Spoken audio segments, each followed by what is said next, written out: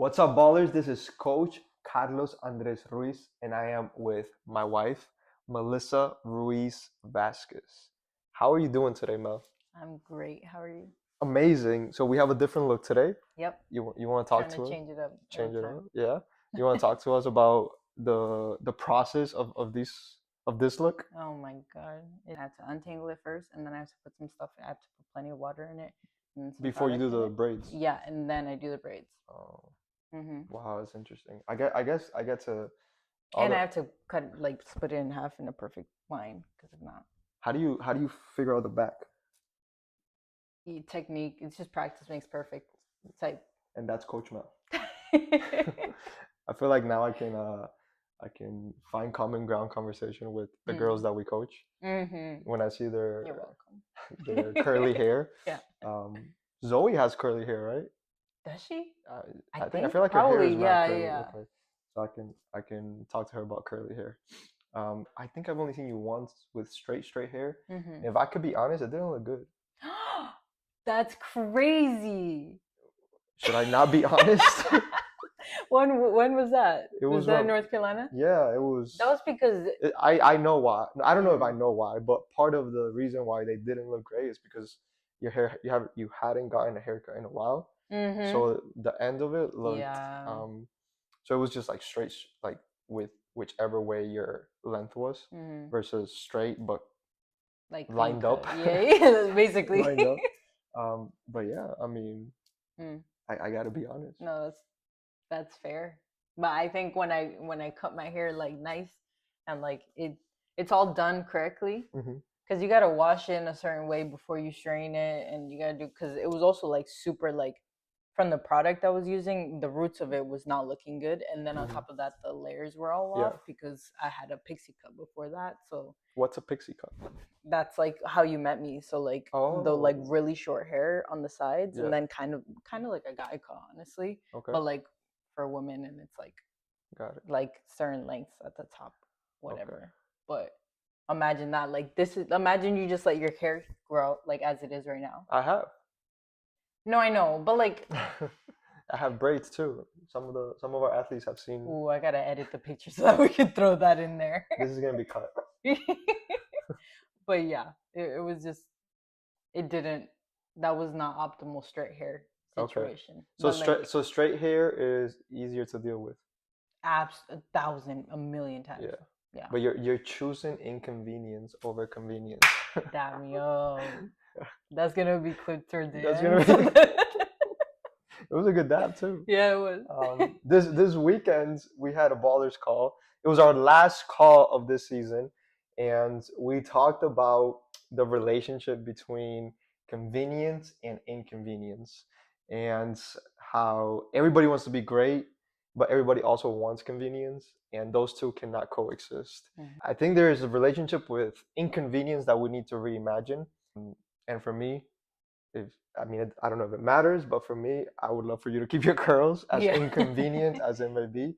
But Mhm. I still love you if you go with convenience. Mhm. You're just minimizing your optimal beauty. But yeah, that was a fun topic.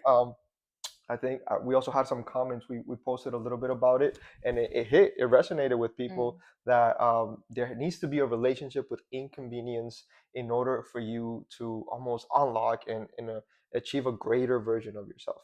So that is one of the things we're going to talk about today. But I want to do a warm up today. Are you down for a warm up? Absolutely. Everything that I do always works in like a session structure. So Mhm. I need a warm up, I need a drill, I need simulating like a small sided, and then I need a scrimmage. So our warm up today, what are these? Let's get deep questions for couples. Okay. Actually, shout out to Kiara. Yeah, I was just Yeah, saying. Kiara who got us actually this too. This A book, gift card. Kiara. This Kiara, she gave us a gift card from Barnes and Nobles, and if you ever want to get me anything, either a Amazon card or a Barnes and Nobles card, and that's it. I don't need anything else. Let's see. So there's three options. We could go icebreaker, we can go deeper, or we can go uh, just deep. Okay. Um, Do you have a preference? Do you I was want to thinking do? icebreaker, You want but just an icebreaker? yeah. Just one card, Well, multiple vamos a cards? ver. We'll see what Okay. it says. Okay. Okay. Depends on what it says. Yeah. All right. Let's see. Because if it's too easy, If then it's too easy, we go again. or something we already know about each other. You ready? Yeah. Beer, wine, or cocktail? Cut. just Cut. All right. irrelevant. Next. If you So have an funny. answer for that, drop it in the comments. All right. What are your parents Oh no. or family's perceptions towards marriage? My family, of course, they are about. I feel like people always call it the institution of marriage. Oh wow. They're about marriage because they got married. Yeah. And their dream or part of their dream is for my brother and myself to get married, which we were able to achieve that for them. So Yes. Check. check. Um, but I think they see it as like a spiritual, legal, like all the Spiritual and legal. Wow. yeah. There's all these components to marriage that are in this reality Hmm. and that we conform to. But yeah, I think that they think it's a beautiful thing and an important thing that Okay. you should. What's your perception of marriage?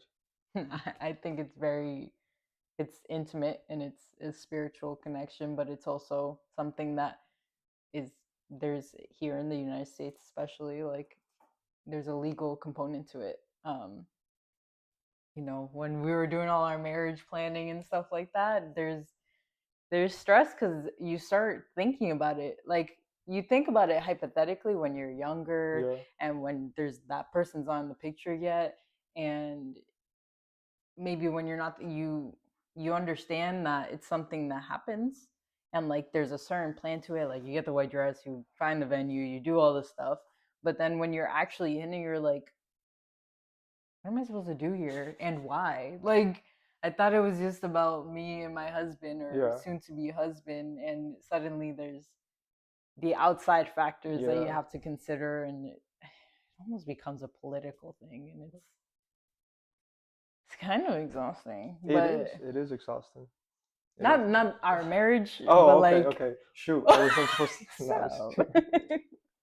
But like the planning of it, I guess, is the Yeah. more exhausting part. Yeah. The being there was not exhausting at all. It's such a happy, beautiful time, I think. Yeah. I think it's una mafia. That is not what I was expecting you to say. Your dad always says when the game is fixed that Oh yeah. it's una mafia. Mhm. I I love that I'm married to you. Mhm. I don't love the world or the way that marriage has turned into. It's very um, Mm. for the people outside of the marriage, which the only thing that I like about the outside is that it is a moment that you invite people that you love into holding you accountable. Yeah.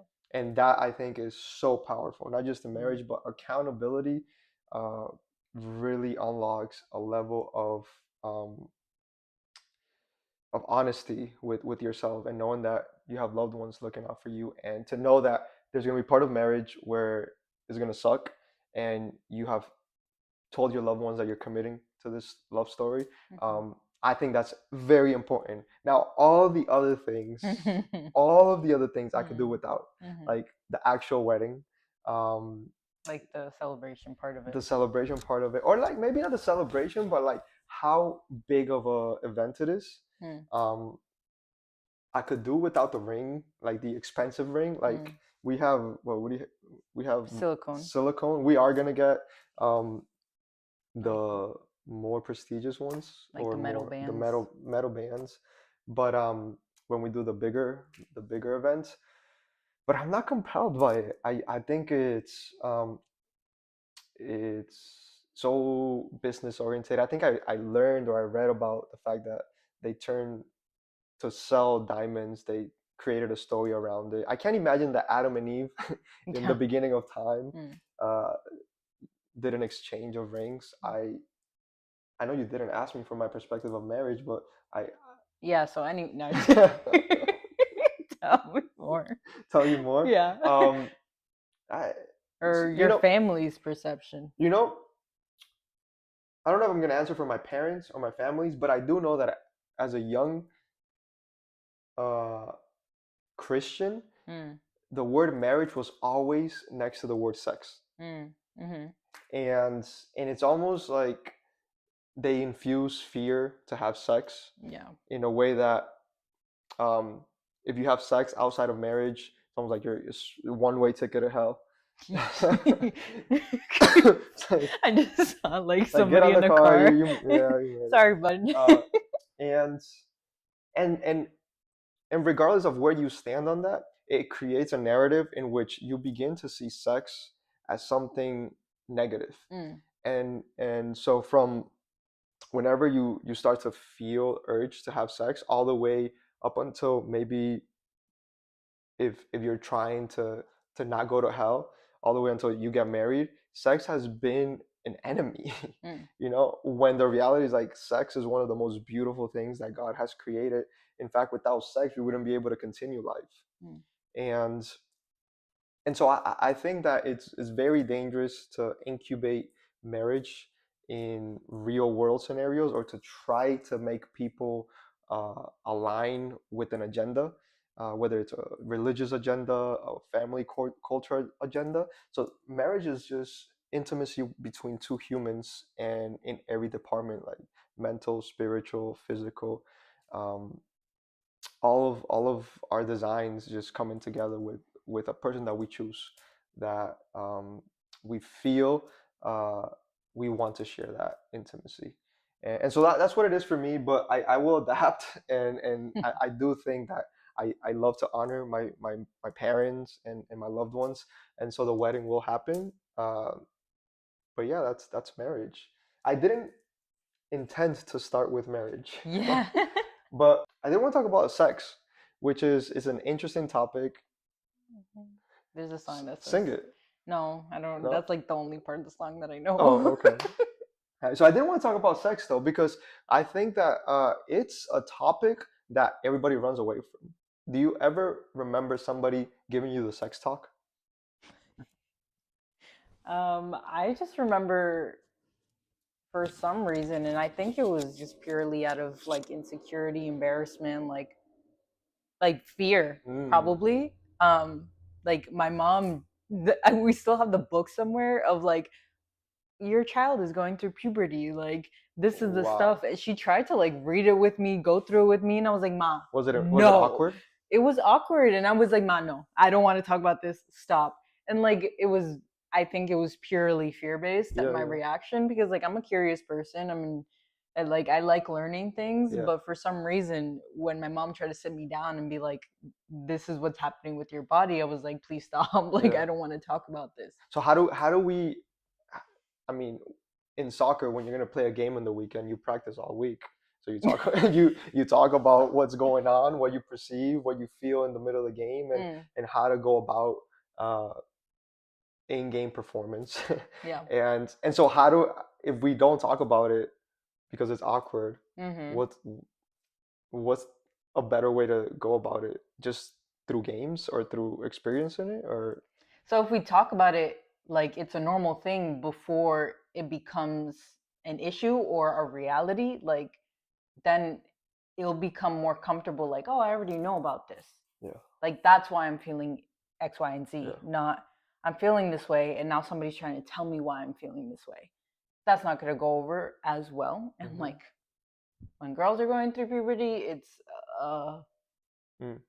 it's like the lines then or whatever, like when back in the day, like when they would throw a line in with somebody like a warrior or something in like those arenas, and they would Oh, a have to like, lion. yeah, a Okay. lion like Yeah, yeah, yeah. I thought you were saying a line. I was like, you crossed the no. line, or like, No, it's like that.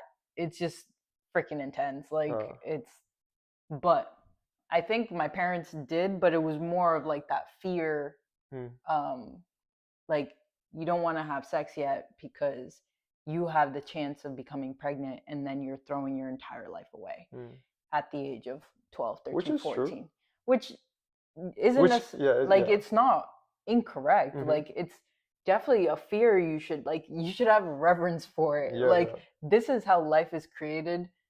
Be careful. Like you have so much power that you hold in yeah, your hands. And like I was saying, when girls are going through puberty, yeah, it's a lion and a girl and they're fighting it out. Like yeah. it's crazy. So the impulse control is terrible when you're Hmm. young, not just for girls. I know for Yeah. boys too. We're young and we're stupid. Our brains aren't fully developed yet. So we're so impulsive, but maybe those conversations shouldn't purely be from a stance of you don't want to get pregnant yet, Mm-hmm. period. It's like, well, yes, but how does that combat the impulses you have at that age? Mm-hmm. So maybe it should be more a conversation on impulses Mm-hmm. rather than just sex. Yeah. Because I think when we just attack sex, it just makes it the main character. Yeah. And yeah, there should be conversations where sex is the primary conversation, but I do think it's the impulse, like the Mm. impulse to be validated, the impulse to be able to fit in, to feel loved, to feel worthy. And I think these are the impulses that maybe gets us to do drugs or to drink in Mm-hmm. a unhealthy manner or to give our bodies away to whoever. I think there's that impulse, and then the biology of the desire that we feel, and how to determine is what I feel, what I need to follow. Yeah. And that fine line, I think, is so difficult, and at the same time, uh, it's easier for us without kids to Yeah. say like, oh, our parents could have done it in a different way. Yeah. But it's an awkward conversation, Yeah. and I think that's why this is one of the reasons I love what I do, Mm-hmm. because it gives me a space in which, if I create the right space, uh, I can be someone who maybe can find a way to interact with a player, with a young person who feels safe with me in sharing some of these doubts. I remember I was in a training session. I think it was the day after a game, and this is high school age students, players, Mm-hmm. and one of the players I think was injured, or maybe he played a lot the day before, for whatever reason he was not in the drill, and so he's helping me with practice and running the rondos and getting the soccer balls in, and so he comes in and just says, coach, can I ask you a question? And I'm like, yeah, absolutely. He's like, hey, like, I know you believe in God, and I have a girlfriend and I'm having sex with her, what do you think?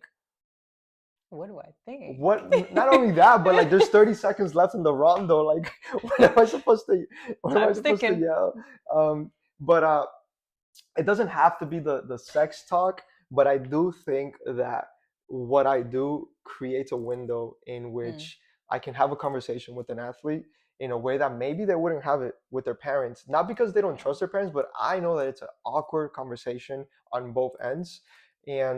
And what I do, being able to give perspective and not go into what's right or what's wrong, but give some perspective on that matter, and know that they should feel comfortable asking these questions, instead of just carelessly going into their actions. I think makes what Infinite Ballers does so much richer. That yes, we are very good at soccer and coaching soccer and mental performance with sports, but there is this part of the relational aspect that we can actually unlock somebody uh, somebody's ability to feel safe, and we don't know how we may change that life Mm. from a decision that could alter their career or their life in general. And so if a player comes to you and says that, what would you say? We still got 30 seconds for the drill. There's still 30 seconds on the drill. It's the same scenario. Yeah. Um, honestly, I think the best way to approach that is just asking questions. Like Okay. we've talked about it before. Like asking questions is like a great way to like create conversation, common ground. It doesn't feel like I'm telling them what to do. It doesn't feel like I'm judging them, anything like that. Yeah. So probably asking them like, okay, well, how long have you been dating? Like, what is it that you really like about him? Like, what is your relationship with spirituality, religion, whatever the case may Hmm. be? Does it make you feel guilty? Do you feel Hmm. like good about it? Is it a safe situation? Especially, I think that the approach that you take with a girl versus a boy is going to be a little different, just because as a woman and as a man, our roles in sex and like what that outcome Mm, is mm-hmm, is different. Unfortunate, well, I don't know if it's unfortunate or whatever, it's just reality is that if an accident happens, like I become pregnant and I'm 16 years old, that responsibility is going to bear heavily on me. And depending on the person that I'm having a child with, mm-hmm, depending on their level of maturity, their level of so many things, like their family, do their family know that we're dating, do they know anything about me? Like there's so many crazy situations in which something like that happens. But I if that person is irresponsible and just up and leaves and never talks to me again, I'm bearing the weight of mm, our mistake. Because mm-hmm. at the end of the day it takes two, Yeah, but it takes one person to say, let's not do this. yeah. um so I think I would take the approach of having a conversation, because every situation is different. But in my opinion, I would urge them Mm-hmm, to reconsider and maybe find a healthy way to redirect those impulses, mm-hmm, or find a way to get something that holds more importance or more value mm-hmm. to that individual Yeah. over those impulses.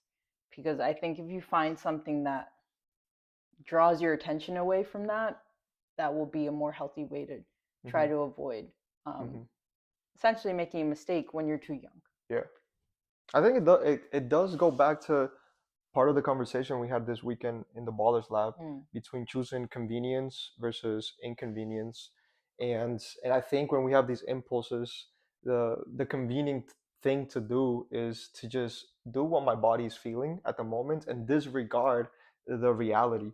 And I think our feelings are real, but they are not our reality all the time. Mm-hmm. And our feelings can almost blind us from a specific goal that we want. This weekend we talked about how we have a player that he had a really bad knee injury, and nobody that's not injured wants to go and strengthen your weaker leg and go through rehab.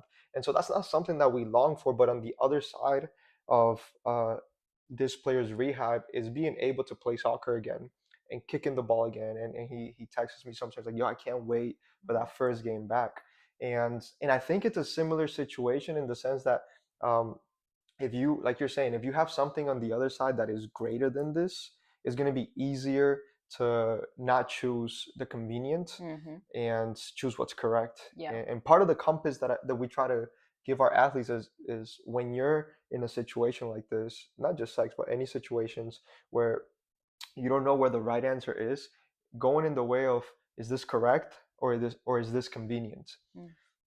And for me, speaking from the male point of view, there's nothing more convenient than you having the ability to say, "Oh, I was able to sleep with this person," um, and on top of that, the convenience of feeling that you're accepted from by somebody outside of Mm-hmm. you, and I think it can be really dangerous when we don't make that distinction and helping players understand. For me, when he asked me that question, uh, I had 30 seconds to answer Yeah. before the drill ended, and I remember the first thing that came out of my mouth was like, "Is your relationship with your girl that boring that all you're looking to do is satisfy yourselves with your bodies?" And then that that question led us into stopping the drill, and then I said, "I'm gonna continue to talk about it, but that's the first question that came to mind. Let me just get the drill going again." But I do think that that question exposed That's real. The fact more. that you said that so quickly, and Yeah, and that, wow, that's like disarming. That's like, oh wow, I don't, I guess like the expectation would be judgment. Like yeah, like oh, I just told him that like I'm doing something that at my age like most adults don't approve of. Like he's probably gonna like rip me a new one. Like, yeah, and instead you took the approach of addressing the relationship between the two instead of placing the judgment yeah, on him or on his girlfriend. yeah. I feel very strongly when people try to use religion as a compass. Mm-hmm. because I don't think that that is necessarily held. I think God gave us autonomy over our decisions, and so when anybody comes and asks me a religious question Mm, in this scenario with regards to sex, I think that that's a question that can be answered without even putting God into that equation, because there's so many other factors mm, to put into that question before you even put God. yeah. And so, am I willing to risk my soccer career? And maybe you are using protection or she has birth control. But even then, the chances of it happening is still there. And so, do you want to give any chances to fluctuating your career Mm. or putting your career at risk and whatever her desired future may be? And when you just ask yourself that question, like forget about the God and the religion, but it's like, is these 20 minutes Mm. worth the potential of ruining the totality of. And so that's one question, Mm. which again, that's a hard question to ask yourself when your impulses is going. I always think that facing the issue before it comes to you or preventing it is significantly easier than fighting it when you're in the moment. Yeah. And so, for example, if you're addicted to pornography, you have to be honest and know where is it that it starts to trigger. It might be a picture on Instagram. And that's your honesty. Like, do I have to unfollow somebody on Instagram? Because if you get to the point when you're on the site, it's so difficult. Mm. You already lost. You're down 3-0. And so even if you like you'll leave 3-2 Yeah. at best, Yeah. And as much as we want to say that like I am accountable to myself.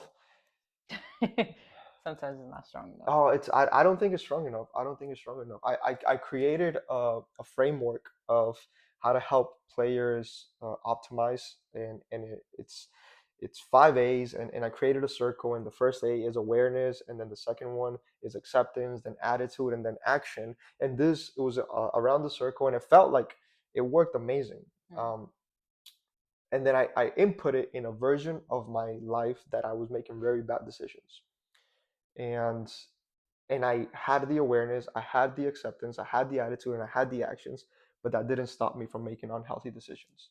I compare that version of me to the version of me now, and the biggest difference was the fact that I had people that held me accountable to what I wanted to do. Mm.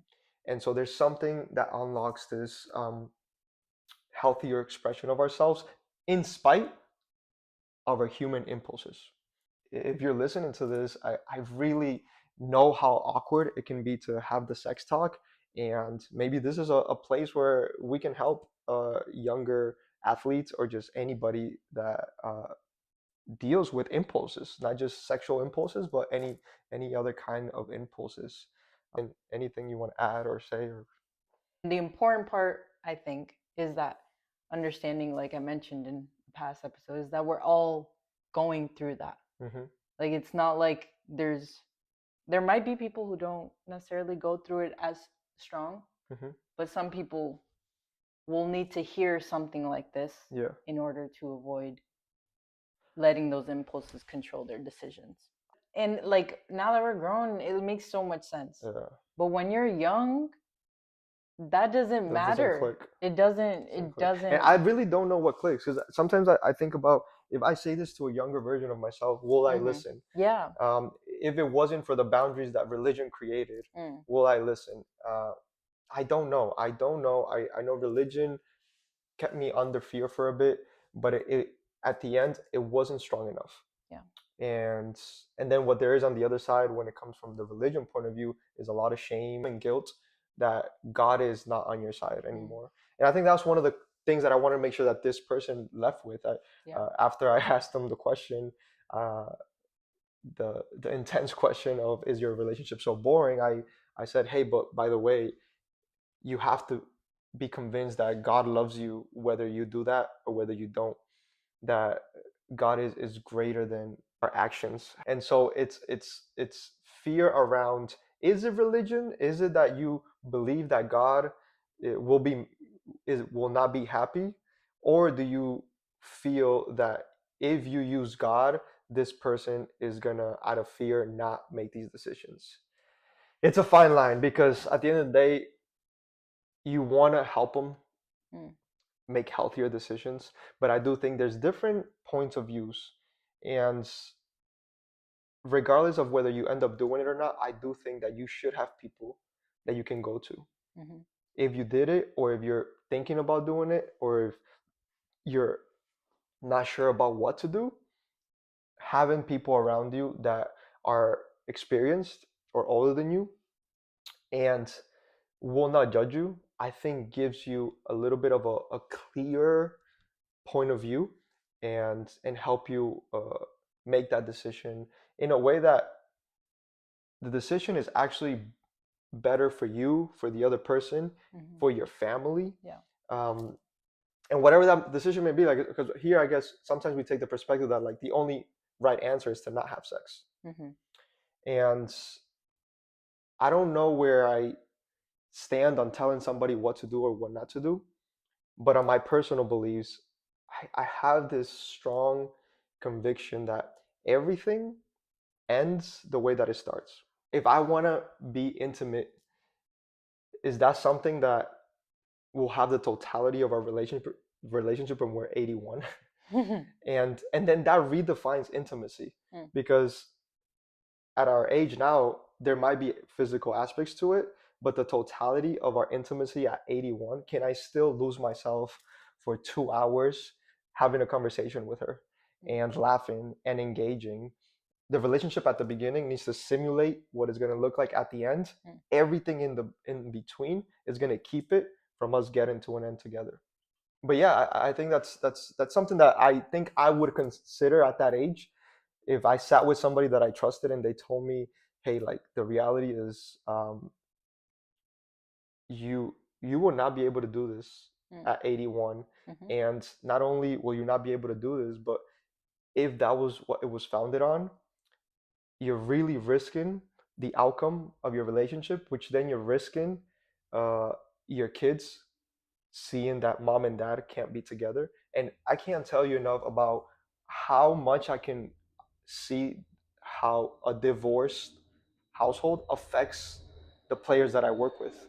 And whether you believe that divorce is the right approach or not, I do think it's the first picture of love that the player in this scenario gets. And Mm. why increase the chances of divorce simply because you want to begin your relationship at physical intimacy? Mhm. And so I also don't think that we see how many, it's like a domino effect, how much we break when we just decide for a moment of satisfaction, and we're risking creating a habit that can turn into affecting not just our relationship, but the upbringing of our children, and then our children of their children, and then we break um, the health of our family, Mm. you know. And that's a lot. Yeah. But I say this because maybe coming from Coach Andres, in the way that if my mom tells me to clean the room Mhm. versus if my mentor tells me to clean the room, Yeah. I'll consider a little bit more, because it's not mom's voice that's always here. So I hope that players at a young age, with regards to the sex topic, but just any impulse topic, Mm. reconsider. Is this correct, or is this convenient? Is this just for instant gratification? What does this say about my relationship with my significant other? Like, Yeah.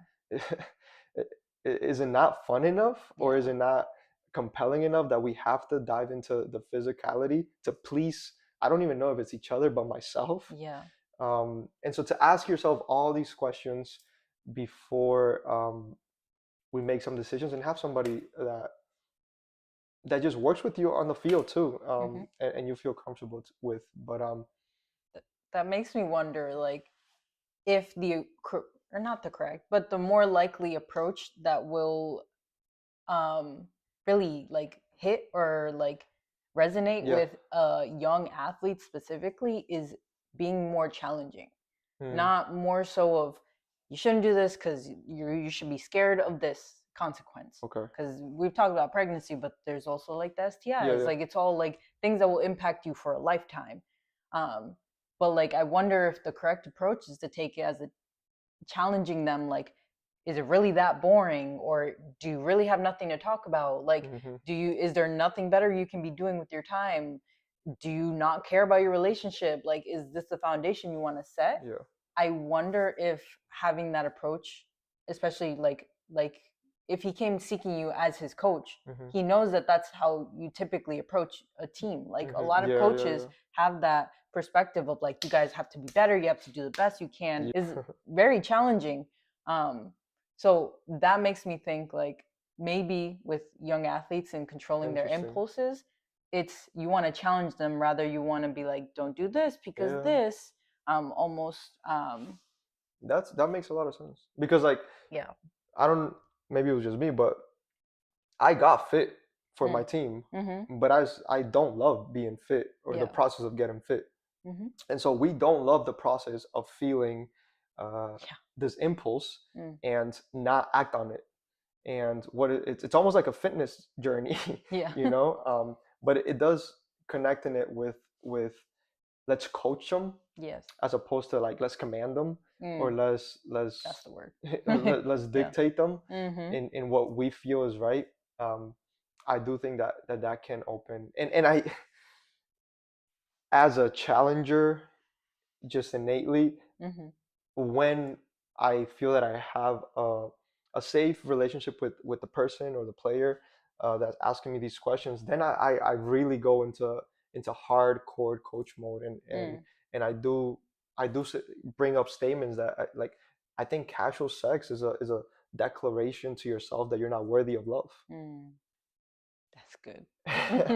and and the more casual sex you have, the more your self-worth decreases, Mm. and I don't even think that we are aware of that dynamic that's happening internally when casual sex has become casual, Yeah. so normal. Like, society, society would sometimes, like you said earlier, with boys, it's like, yeah, I got with this girl and I got with this Yeah. girl, like, it's almost like clout, like, prove, like, yeah, I'm worthy of Hmm. attention from all Yeah. these people and, like, physical affection, when in reality it's what you're and saying, it's. and for athletes in particular, like if you Mhm. are the guy in the Yeah. school, then one, you get to say that, oh, I have all the girls, and the girl gets to brag like, oh, I was with the quarterback, I was with the captain, Mhm. I was with uh and and even then inside of that speaks of the decrease of self-worthiness.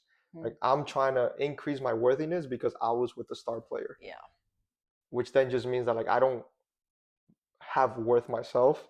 Let me increase it by doing something else. And then the player, like, let me increase my worth in saying that I get to have a lot of females in that example. And so I wonder if you ask somebody the question like, outside of this sex conversation, you ask them, do you have a low sense of self-worth? Mm. And I don't know that people necessarily say, no, no, I don't struggle with self-worth. But if your actions are saying the opposite, but I do think that at that age, I don't know that they see that one thing as saying the other, Yeah.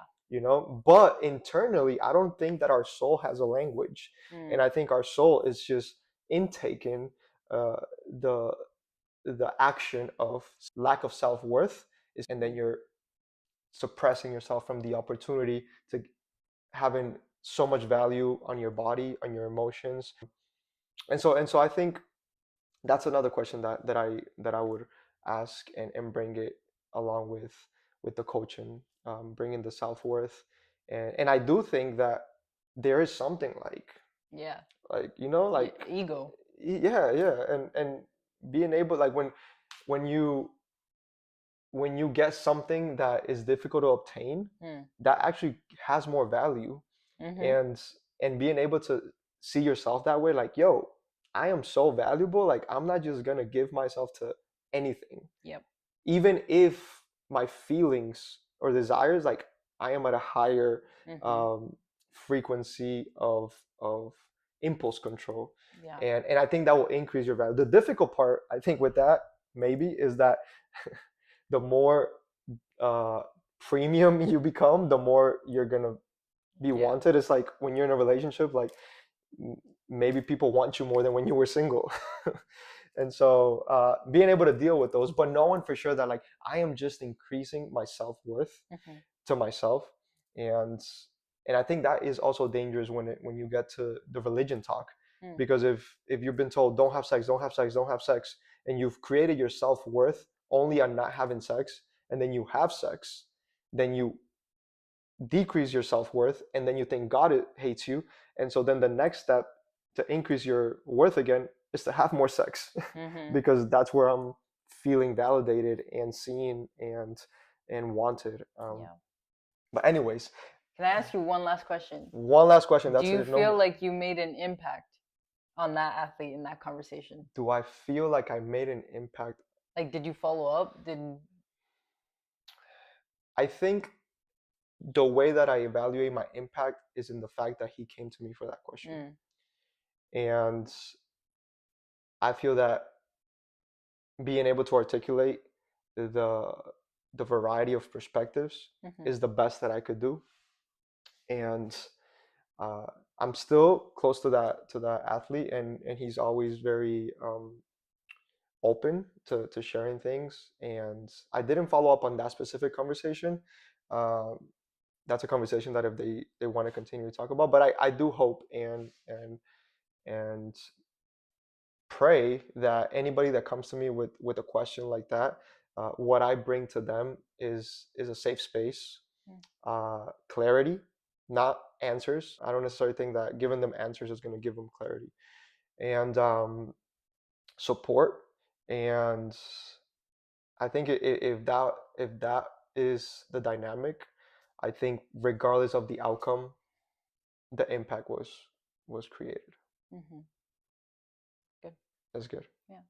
All right, so we went into sex talk, and I think this is a very important conversation. I hope that you guys gain something from it. Um, Again, we're not looking for you to have answers. We're just looking for you to have perspectives, and at the end of the day, be honest with yourself, and love yourself, and have people around you that will help you remind yourself of your worthiness. What's one takeaway that you would leave with today in this conversation?